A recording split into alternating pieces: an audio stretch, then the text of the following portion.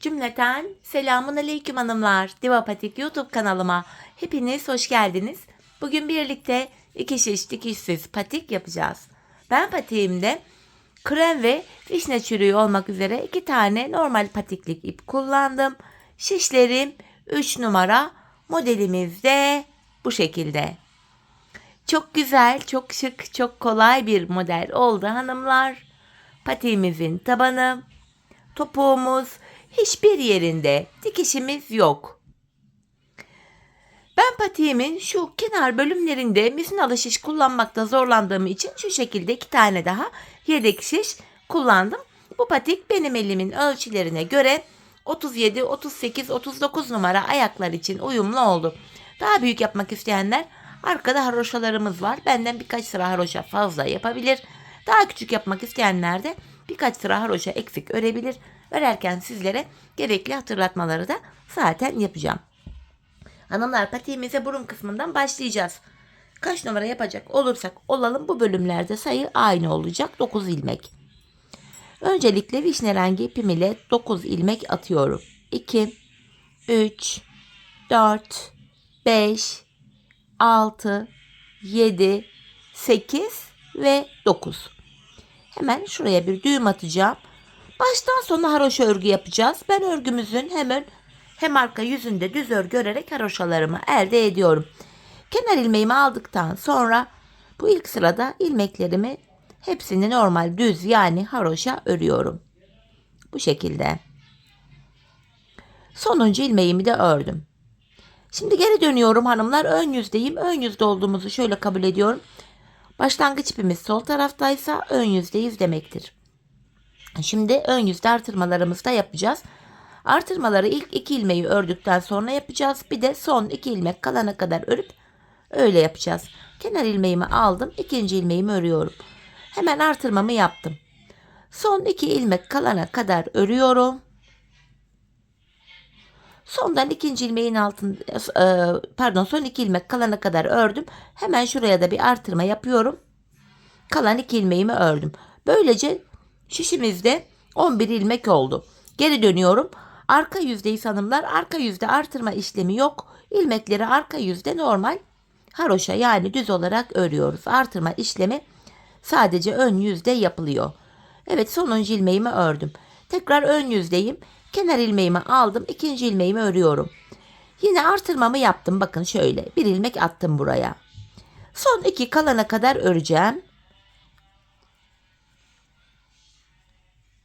Bakın son 2 ilmek kaldı. Hemen buraya da artırmamı yapıyorum ve kalan 2 ilmeğimi örüyorum. Şişimizde böylece 13 ilmeğimiz oldu. Tekrar geri döneceğiz hanımlar. Arka yüzde yine artırma işlemi yok. İlmeklerimizin hepsini haroşa örüyoruz. Sonuncuyu da ördüm. Tekrar ön yüzdeyiz. Yine artırmalar ön yüzde devam ediyor. Kenar ilmeğimi aldım. İkinciyi örüyorum. Artırmamı yaptım. Son 2 ilmek kalana kadar öreceğim. Bakın yine son 2 ilmeğim kaldı. Artırmamı hemen yapıyorum. Kalan 2 ilmeğimi örüyorum. 15 ilmeğimiz oldu hanımlar. Şimdi geri döneceğiz. Arka yüzde ilmekleri öreceğiz. Ön yüzde yine 2 ilmek örüp artıracağız. Son 2 ilmek kalana kadar örüp tekrar artıracağız. Bu şekilde patiğimizin şu burun kısmını tamamlayacağız. Hanımlar, ben şişimde 25 ilmek olana kadar artırmalarımı yaptım. Sonra modele başladım. Şimdi hep birlikte artırmalarımızı yapalım. Ardından buluşalım. Evet hanımlar, 25 ilmeğim olana kadar artırmalarımı yaptım geldim. Şimdi ön yüzdeyim. Krem ipimi ekleyeceğim. Bu vişne ipim burada beklesin. İlmeklerimizi krem ile öreceğiz. Artık artırma yapmayacağız. 25 ilmek ile modelimize devam edeceğiz. Hemen şöyle ilk 2 ilmeğimi ördükten sonra krem ipimin ucunu düğümleyeceğim patiğim sökülmesin diye. Dediğim gibi artırma yok. 25 ilmek ile modelimize devam ediyoruz. Bu şekilde ön yüzdeyiz hanımlar. Yine haroşa hiç artırma yapmadan sıra sonuna kadar ilmekleri örelim. Tekrar arka yüzde de yine ilmeklerimizi krem ile örüp ön yüzde buluşalım. Evet hanımlar, buraya bir diş haroşamı krem ipim ile ördüm geldim. Şimdi şu kalpli modelimizle başlayacağız. Modelde birinci sıradayız hanımlar. Kenar ilmeğimle birlikte toplam 12 ilmeğimi krem ile öreceğim. 4 ilmek oldu. Şu vişne ipimi de bakın şöyle kremin üstünden atlatarak yaklaştırıp götüreceğim. Şu 5. kremim 6, 7, 8, 9. Tekrardan vişneyi atlattım. 10, 11, 12 tane kremimi ördüm. Ortaya bir ilmek vişne örüyorum. Bir tane vişne. Ve kalan 12 ilmeğimi de krem ipim ile örüyorum. Böylece modelimizin hanımlar birinci sırasını tamamlamış oluyoruz. Ön yüzde model kurulumunu yaptık. Şimdi geri dönüyorum. Arka yüzde ilmeklerimizi gördüğümüz renklerle örüyoruz hanımlar. Krem ilmeklerimi krem ipim ile örüyorum. Vişne rengi ilmeklerimi de vişne rengi ipim ile örüyorum. Bu şekilde bakın kremlerimi ördüm.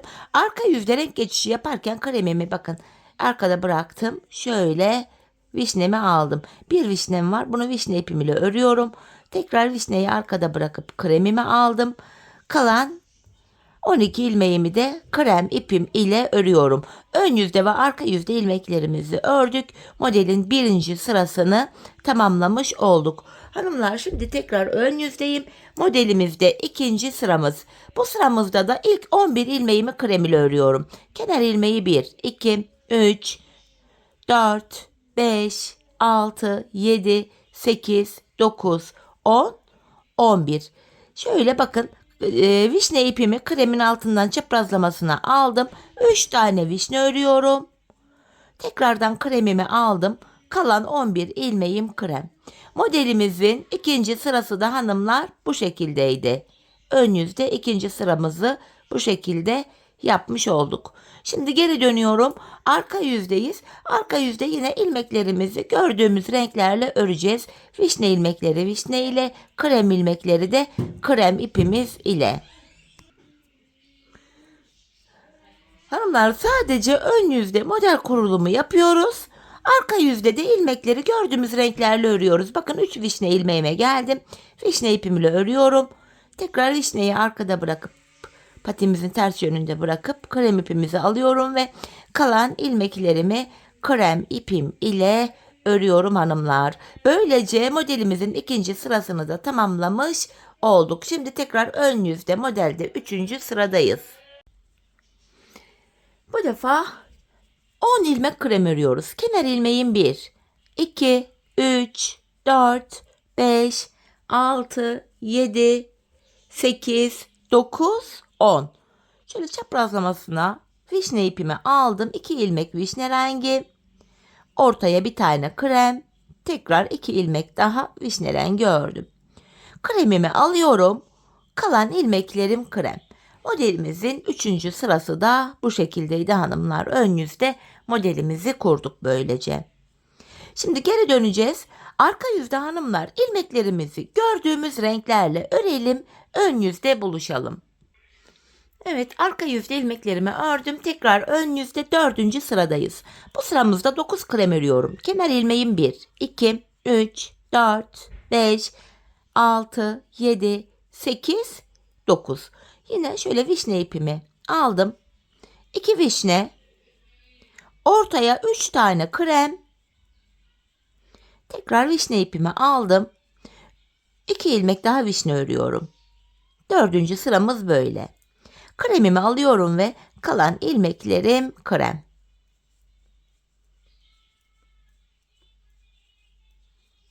Bu şekilde.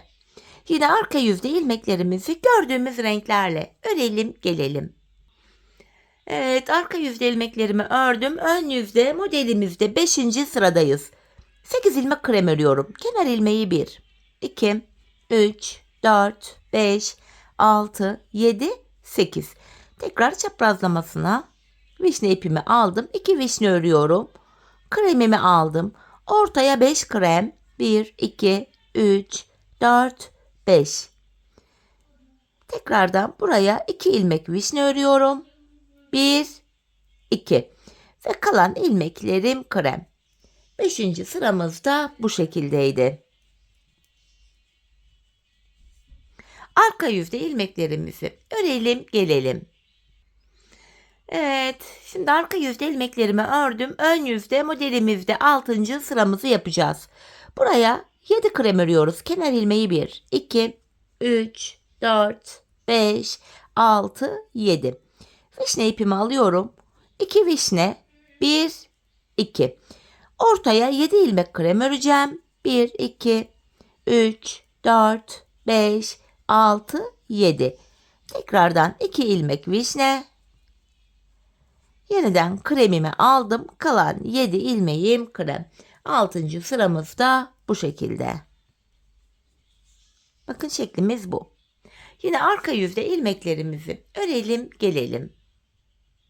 Evet hanımlar, yeniden ön yüzde modelde 7. sıradayız. Bu sıramızda 6 ilmek krem örüyoruz. 3, 4, 5, 6. Çaprazlamasına vişne ipimi aldım. 2 ilmek vişne. Tekrardan krem ipimi aldım. Tam ortaya 9 ilmek krem öreceğiz hanımlar. Bakın 4'ünü ördüm. Bu aşamada bu vişne ip arkada uzun kalmasın diye kremin üstünden atlatarak yaklaştırdım. Şu 5. kremim 6, 7, 8, 9. Tekrardan vişne ipimi alıyorum. 2 tane vişne ve yine krem ipimi alıyorum. Kalan 6 ilmeğim krem. 7. sıramız da bu şekildeydi. Tekrar arka yüzde ilmeklerimizi örelim gelelim. Evet hanımlar, yeniden ön yüzdeyiz. Kalbimizde 8. sıradayız. İlk kalbimizin 8. sırasını yaparken ikinci kalbimizin de bakın tam ortada ilk sırasını başlatmış oluyoruz. Yine bu sıramızda kenara 6 ilmek krem örüyoruz. 4, 5, 6. Ardından şöyle vişne ipimi elime aldım. 2 ilmek vişne. Tekrardan kremimi aldım. 4 krem. 1, 2, 3, 4. Ortaya 1 ilmek vişne örüyorum. Bakın bu ikinci kalbimizin ilk sırası. Hemen yanına 4 ilmek daha krem örüyorum. Bu 2 vişne ilmeğimi vişne ipimle ördüm. Kalan 6 ilmeğim de krem. Bu bir ilk kalbimizin 8. ikinci kalbimizin de ilk sırasını burada yapmış olduk. Tekrar arka yüzde ilmeklerimizi örelim gelelim. Evet hanımlar, yeniden ön yüzdeyiz. İlk kalbimizde 9. sıra, şu ikinci kalbimizin de ikinci sırası oluyor bu. Bu sıramızda 7 krem öreceğim. Kenar ilmeği 1, 2, 3, 4, 5, 6, 7. Buraya 2 vişne örüyorum. 1, 2. Yanına 2 tane krem. Tam ortaya 3 tane vişne öreceğim. 1, 2, 3. Bakın hanımlar, burada ilk kalbimizin ikinci sırasında yaptığımızı ikinci kalbimizin ikinci sırasında da yaptık. 3 vişne ördük.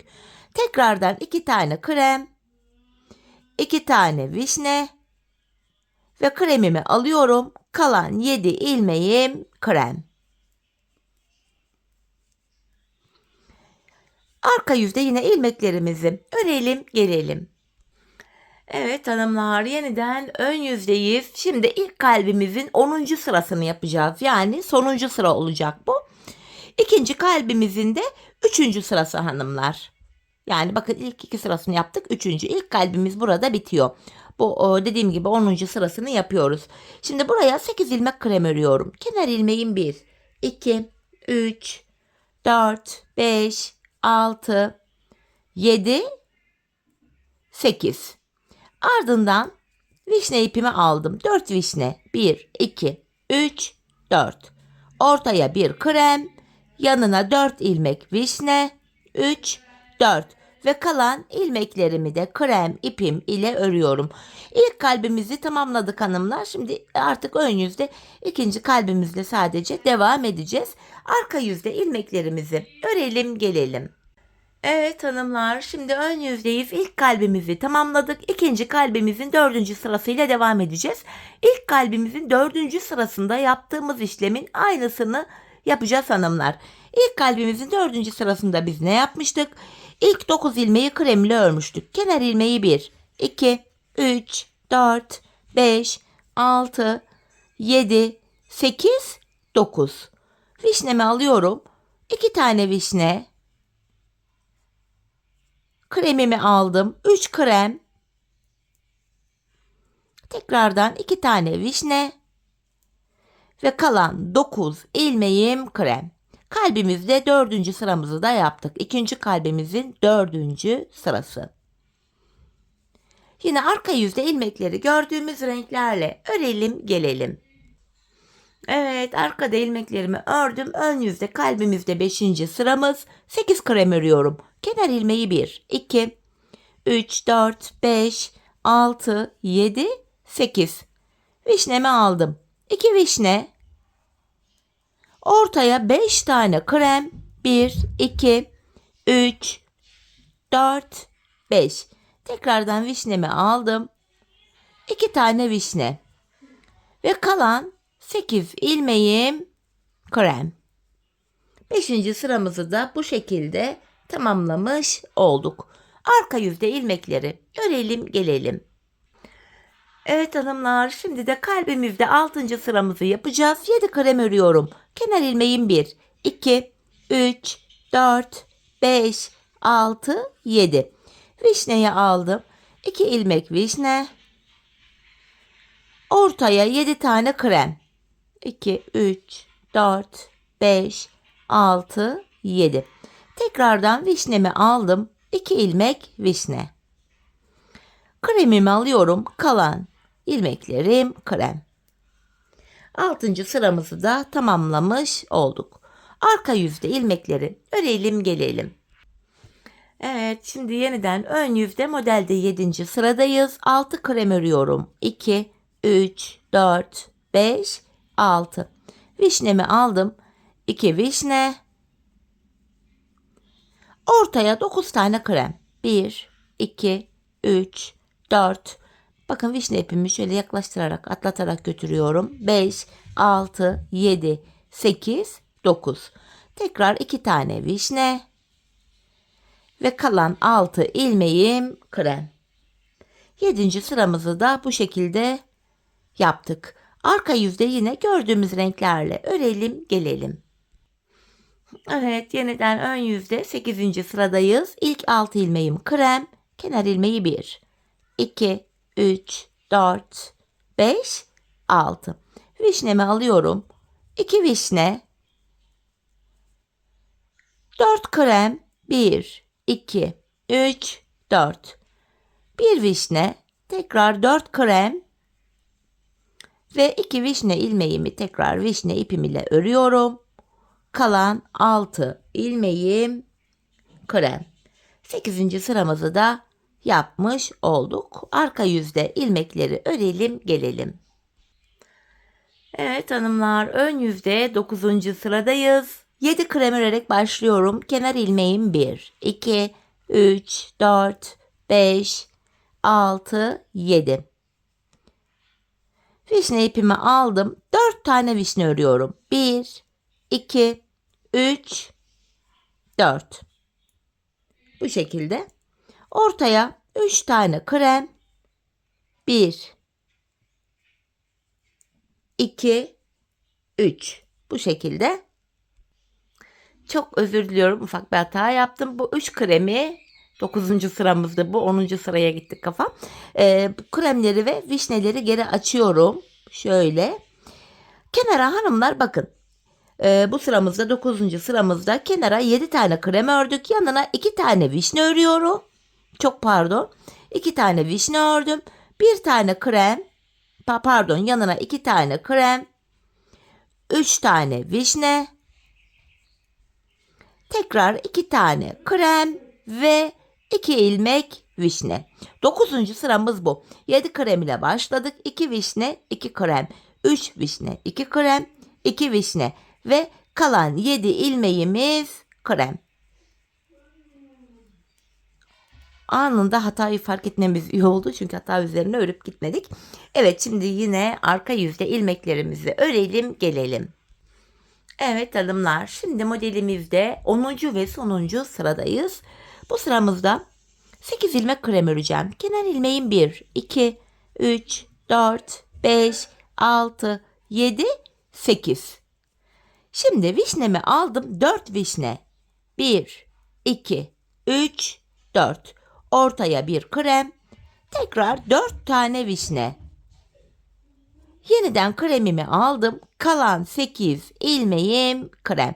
Böylece kalp modelimizi de tamamlamış olduk hanımlar. Arka yüzde ilmeklerimizi gördüğümüz renklerle örelim gelelim. Evet hanımlar, arka yüzde ilmeklerimi ördüm. Ön yüzdeyiz. Kalp modelimizi bitirdik. Şimdi buraya krem ipimiz ile 2 diş haroşa öreceğiz. Vişne ipimizi artık kullanmayacağız. Vişnemizi arkaya kesip ucunu düğümleyebiliriz. Buraya krem ipimiz ile 2 diş haroşa örelim. Ardından buluşalım. Evet hanımlar, 2 diş haroşamı ördüm geldim. Şimdi ön yüzdeyiz. Ön yüzde tekrar kenar ilmeğimi aldıktan sonra ilmeklerimi sıra sonuna kadar örüyorum.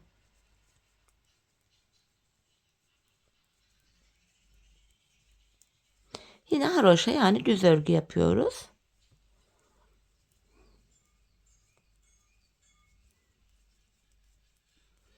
Sonuncuyu da ördüm. Şimdi geri dönüyorum hanımlar. Arka yüzdeyim. Arka yüzde kenar ilmeğim ile birlikte toplam 8 ilmeğimi yine öreceğim. 2, 3, 4, 5, 6, 7, 8. Şimdi 8 ilmek kenarımız için ördük. Bilek kesiminde ortada 9 ilmek keseceğiz. İlmeklerimi ikişer ikişer toplayarak kesiyorum. Şu birinci kesimim.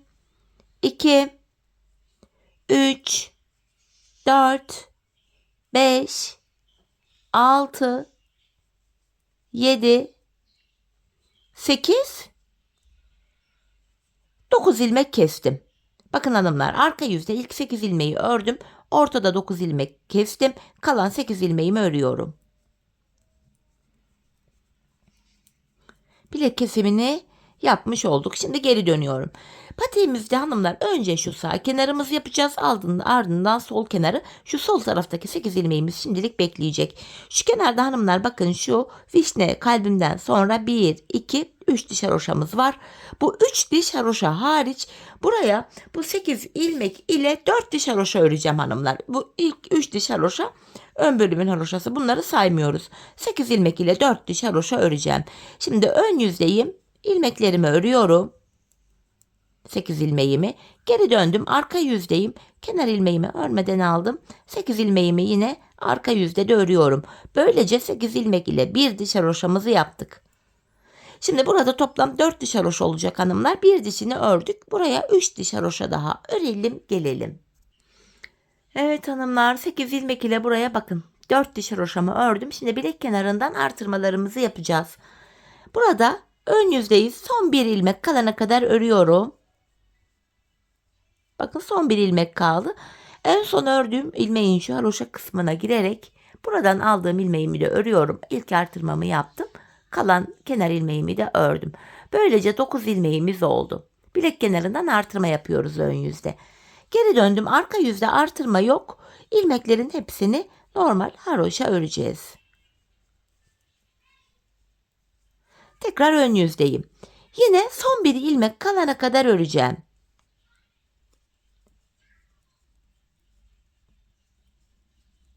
Bakın son bir ilmek kaldı. Yine en son ördüğüm ilmeğin haroşa kısmına girerek buradan aldığım ilmeğimi de örüyorum.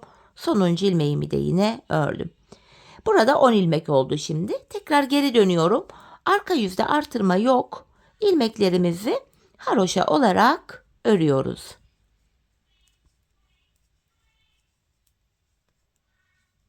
Yeniden geri döndüm, ön yüzdeyim. Tekrar aynı işlemi yapacağım. Son bir ilmek kalana kadar örüyorum.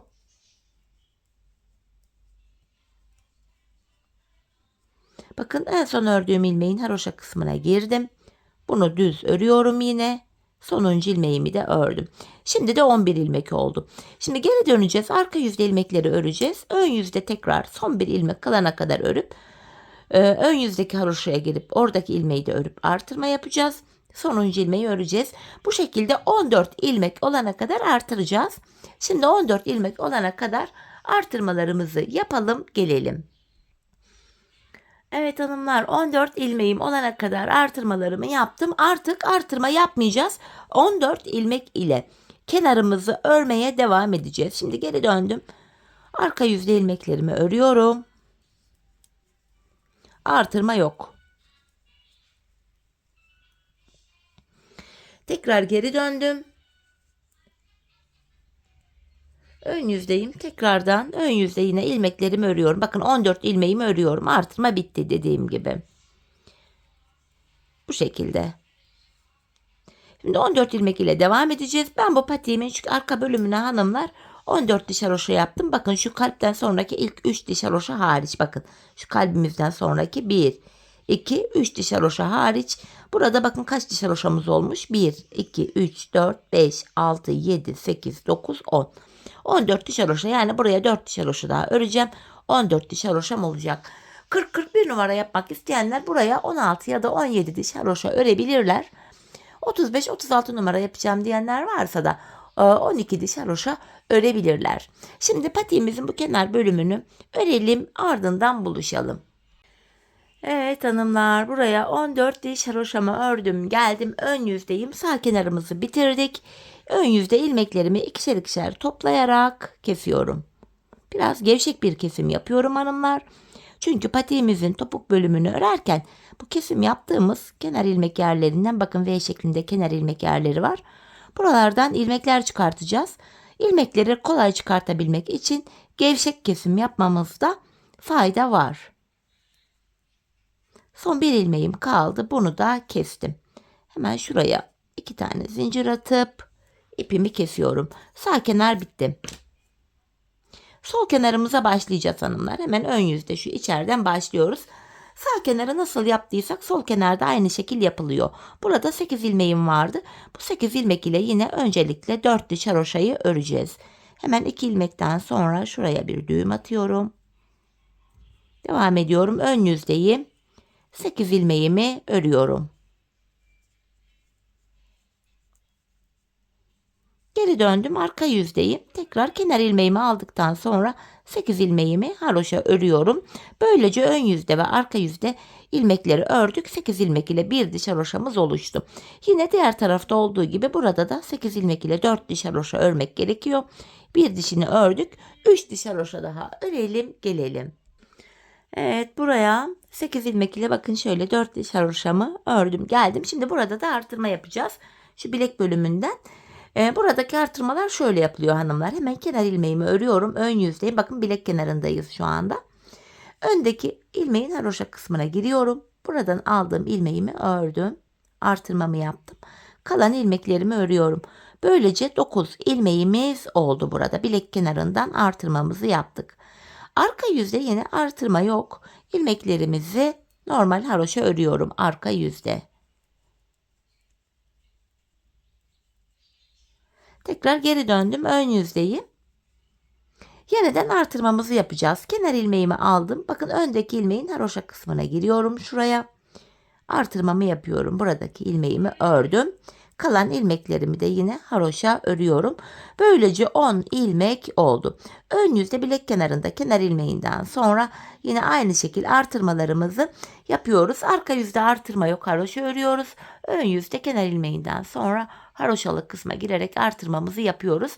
Yine sağ kenarda olduğu gibi sol kenarda da 14 ilmek olana kadar artıracağız. Ardından 14 ilmek ile kenarımızı örmeye devam edeceğiz. Yine sağ kenarda hanımlar şu kalpten sonraki 3 diş haroşa hariç, yani şurası hariç, buraya 14 diş haroşa örmüştüm. Buraya da toplam 14 diş haroşamı öreceğim.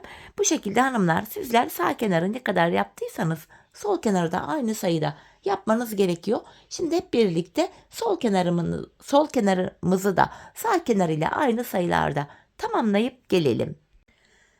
Evet hanımlar, sol kenarımızı da sağ kenarla aynı şekilde ördüm, geldim. Burada 14 diş haroşam oluştu toplamda. Şimdi ilmeklerimi yine keseceğim. Ön yüzdeyim. İkişer ikişer toplayarak kesimimi yapacağım. Bu şekilde. Yine diğer tarafta olduğu gibi burada da gevşek bir kesim yapıyoruz hanımlar. Sıkmadan. Şöyle hepsini keseceğim ilmeklerimin.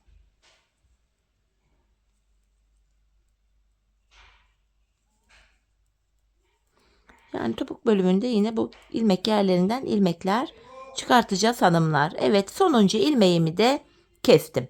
Şimdi patiğimizin şu yanlarına yapacağız hanımlar, kenar bölümlerini. Videonun başında yedek şiş kullanacağım yere geldik. Dileyen misinalı şişlerle de devam edebilir. Ben yedek şişlerimi yanıma koydum. Bu aşamada bu kenarımızda yine bakın vişne rengimi kullanacağım. Şöyle vişne rengi ipimi alıyorum. Şurada en son krem ilmeğime yine şişime taktım. Buradan vişne rengi ipim ile şöyle bir ilmek çıkartıyorum krem ilmeğimin içinden. Sırasıyla hanımlar burada kenar ilmek yerlerine girerek ilmekler çıkartacağız. İlmeğin iki kanadına birden girerek bakın yanlardan. Hemen 2 ilmek oldu. Vişne ipimin ucunu burada düğümleyeceğim. Şöyle 2 tane düğüm attım. Sırasıyla bakın kenar ilmek yerlerine girerek ilmekler çıkartıyoruz. Şöyle. Böyle devam ediyorum. Bakın şu 5 ilmek oldu. 6, 7, 8, 9, 10.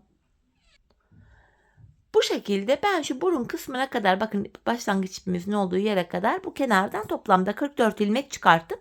Siz şu arka bölüme haroşaları benden birkaç sıra fazla yaptıysanız ilmek sayınız benimkinden birkaç ilmek fazla olacaktır. Haroşaları birkaç sıra eksik yaptıysanız ilmek sayınız benimkinden birkaç ilmek az olacaktır. Şimdi burun kısmına kadar ilmeklerimizi çıkartalım gelelim. 44 ilmeğimi çıkarttım hanımlar. Şimdi burun kısmına geldik. Patiğimize 9 ilmek olarak başlamıştık. Şimdi 9 ilmek başladığım yerden tekrar 9 ilmek çıkaracağım bir diğer şişimi. Şu kenarımız düğümlü olduğu için burası biraz sıkı. Buradan şöyle tığ yardımı ile girerek ilmeğimi çıkartıp bir diğer şişime takıyorum. Sırasıyla buradan 9 ilmek çıkaracağız. Bakın başlangıç yerlerine ilmeğin iki kanadına birden girerek ilmek çıkartıyoruz hanımlar. 2 ilmek oldu. Şu ipi de gizleyerek götürelim. 3, 4, devam ediyorum. 5, 6, 7, 8. Şu kenara girerek bir ilmek de buradan çıkarttım. 9. Burun kısmından 9 ilmek çıkarttım. Şimdi patiğimizin diğer kenarından ilmekler çıkaracağız. Ben karşı taraftan 44 ilmek çıkartmıştım. Buradan da aynı sayıda yine ilmeklerimi çıkartacağım diğer şişime. Bakın sırasıyla kenar ilmek yerlerine girerek ilmekleri çıkartıyorum. Şu birinci ilmeğim. Yine şu ipimizi hanımlar gizleyerek götürelim. İkinci ilmeğim. Şöyle üçüncü ilmeğim.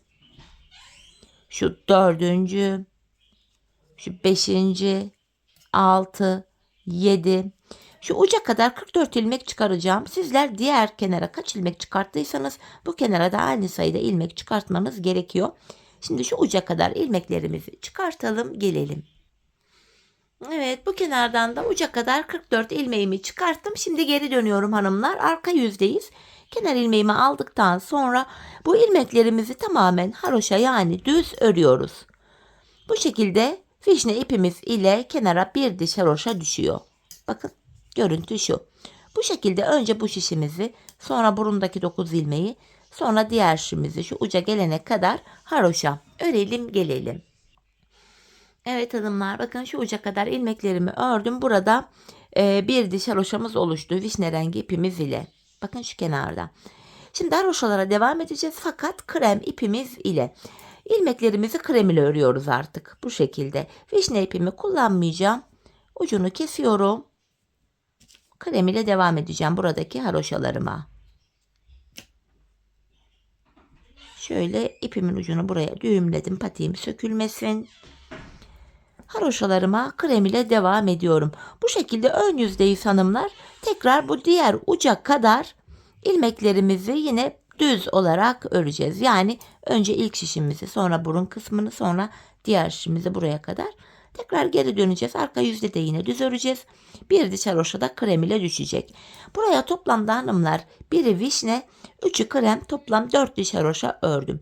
İlkini vişne ile birlikte örmüştük. Kremi başlattık. Buraya krem ile 3 diş haroşa daha öreceğiz. 40-41 numara yapacaklar. Buraya 2 diş haroşa daha fazla örebilir. Yani krem ile toplam 5 diş haroşa örebilir. Daha küçük yapmak isteyenler de krem ile 2 diş haroşa daha örebilir. Bu şekilde patiğin boyutu da belirlenecektir. Şimdi ben buraya toplamda 3 diş krem haroşa örüp geliyorum. Evet hanımlar, patiğimin kenar bölümünü tamamladım. Şöyle baktığımızda burada 3 diş krem haroşam oldu. Şimdi burundan başlayarak tabanımıza geçeceğiz. Öncelikle bu ön yüzdeyiz. İlk şişimizdeki ilmeklerimizi örmemiz gerekiyor. Şöyle ilmeğimi kaçırdım. Tekrar toplayayım bir. Bu şekilde burunda 9 ilmek var. Şu burundaki ilmeklere kadar olan ilmeklerimizi örelim gelelim. Evet, ilmeklerimi ördüm. Burundaki 9 ilmeğe geçtik. Burada 9 ilmek var. Bu tabanda hanımlar 15 ilmek olacak. 15 ilmek olana kadar her sırada yanlardan birer ilmek alarak ortaya ekleyeceğiz. Şimdi burundaki 9 ilmeğimi de örüyorum yine.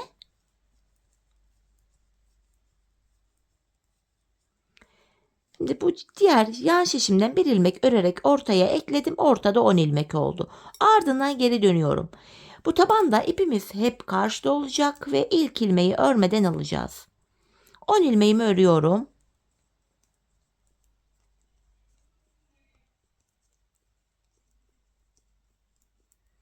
Hemen şu kenardan da bir ilmek örerek ortaya ekledim. 11 ilmek oldu. Tekrar geri dönüyorum. Yine ipim karşıda, ilk ilmeğimi aldım. 11 ilmeğimi öreceğim.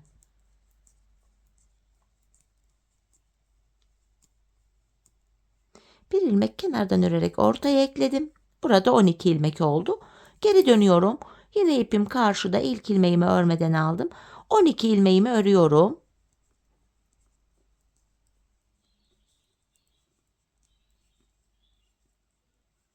Bir ilmek de hemen yan şişimden örerek ortaya ekledim. 13 oldu. Tekrardan ipim karşıda, ilk ilmeğimi örmeden aldım. Şimdi de 13 ilmeğimi öncelikle öreceğim.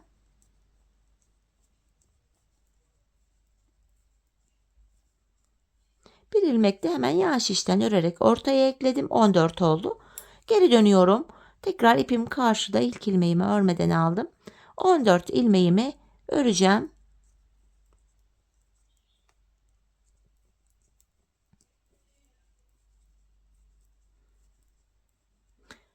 Ve bir ilmek de diğer şişimden örerek ortaya ekledim. Ortada 15 ilmek oldu. Artık 15 ilmek ile kesimler yapılacak. Yapacağımız işlem şu. 15 ilmek var tabanımda. 14 ilmek öreceğim. 15. de kesim yapacağım. Yine ipim karşıda, ilk ilmeğimi örmeden aldım. 14 ilmek örüyorum. Yani burada 15 ilmeğim vardı. Şişimde son bir ilmek kalana kadar öreceğim. Bu 15. ilmeğimi örerken yan şişten de bir ilmek alıp ikisini kesiyorum. Kesimden sonra geri döndüm. Yine ipim karşıda, ilk ilmeğimi örmeden aldım. Tekrar tabanımda son bir ilmek kalana kadar örüyorum.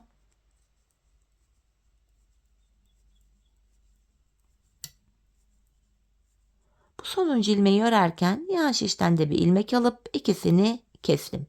Tekrar geri dönüyorum. 14 ilmek örüyoruz hanımlar. 15. de kesim yapıyoruz. Yine ip karşıda, ilk ilmeğimi örmeden aldım. Tekrar 14 ilmeğimi öreceğim. 15. de yandan da bir ilmek alıp ikisini keseceğim. Bakın şu 15. ilmeğime geldim. Kenardan da bir ilmek alıp ikisini kesiyorum. Kesimden sonra geri döndüm. Yine ipim karşıda, ilk ilmeğimi aldım. Tekrar 14 ilmeğimi öreceğim.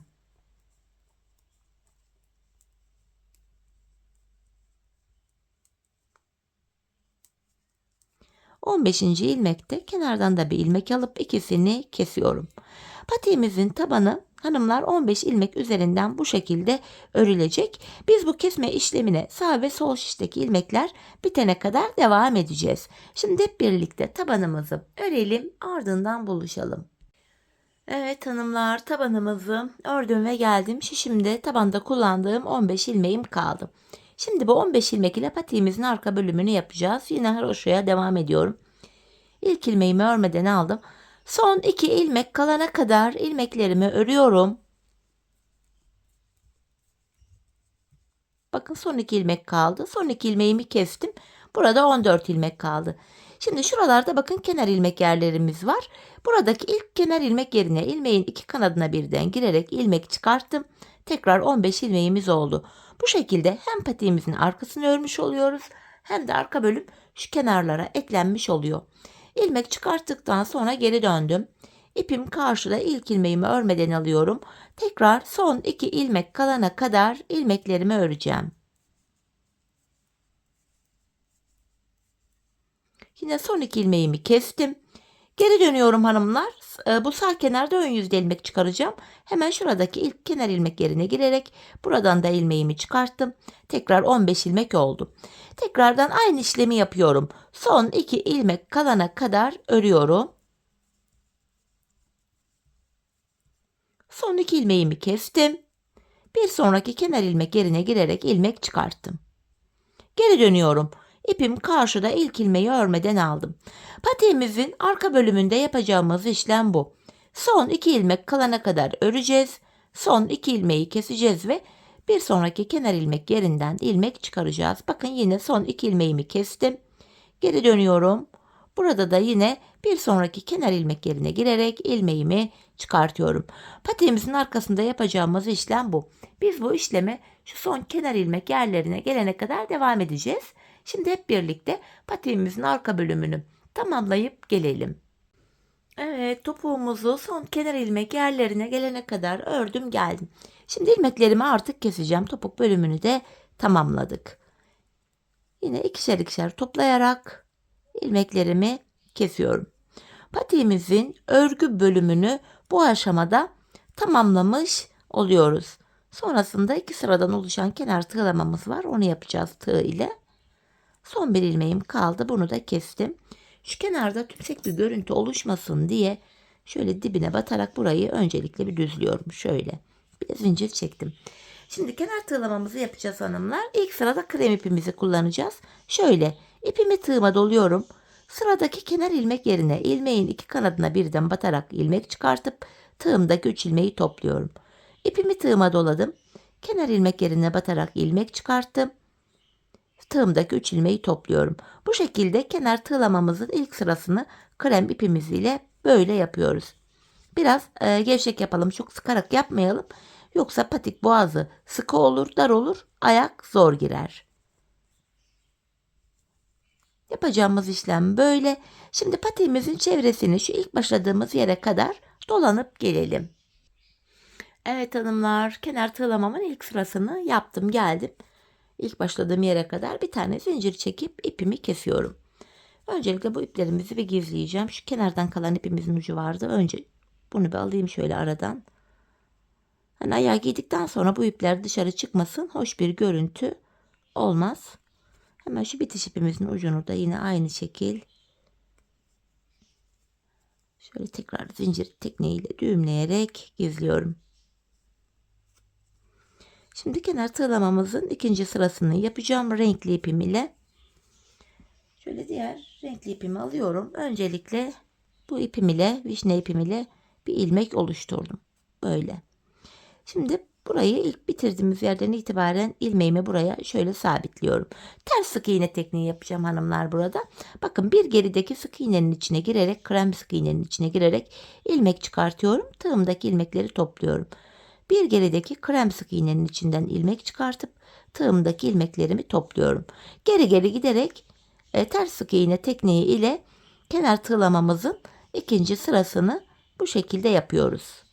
Dileyen normal, zorlanan varsa eğer bu teknikte normal kremde yaptığımız işlemin aynısını yapabilir. Yani düz sık iğne tekniğiyle de kenar tığlamamızın ikinci sırası yapılabilir. Bu şekilde. Yine hanımlar patiğimizin çevresini aynı şekilde şu ilk başladığımız yere kadar dolanıp gelelim. Evet hanımlar, kenar tığlamamın ikinci sırasını da tamamladım geldim. En son buraya da bir tane zincir çekip ipimi kesiyorum hanımlar. Hemen bu vişne ipimin ucunu da şöyle vişne ilmek aralarına girerek gizleyeceğim. Patiğimiz burada tamamlandı. Şöyle güzelce gizliyorum ipimi. Çok güzel, çok şık, kullanışlı, hoş bir model oldu. Şöyle. Evet, patiğimiz hanımlar görüntü itibariyle bakın. Bu şekilde haroşa örgü olduğu için gayet esnek, ayağı saran bir model. Bu şekilde hemen manken ayağıma da giydireyim. Birlikte modelimizin ayaktaki duruşuna da bakalım. Çok hoş, çok güzel bir model oldu hanımlar. Çeyiz içinde uygun, günlük kullanım için, hediyelik içinde oldukça uygun bir model. Ben çok beğenerek, çok severek yaptım. Umarım sizler de benimle birlikte patiğinizi beğenerek, severek yaparsınız. Buyurun hanımlar, modelimizin ayaktaki duruşu. Patiğimiz bu. Önden duruşu. Tabanımız, topuğumuz. Hemen topuk kısmını da şöyle bir düzeltelim. Bu şekilde. Evet hanımlar, yine birlikte güzel bir modelin daha sonuna geldik. Umarım sizlere faydalı, hoş bir video olmuştur. Yeni modellerde, yeni videolarda buluşmak dileğiyle. Şimdilik hoşça kalın, sağlıcakla kalın.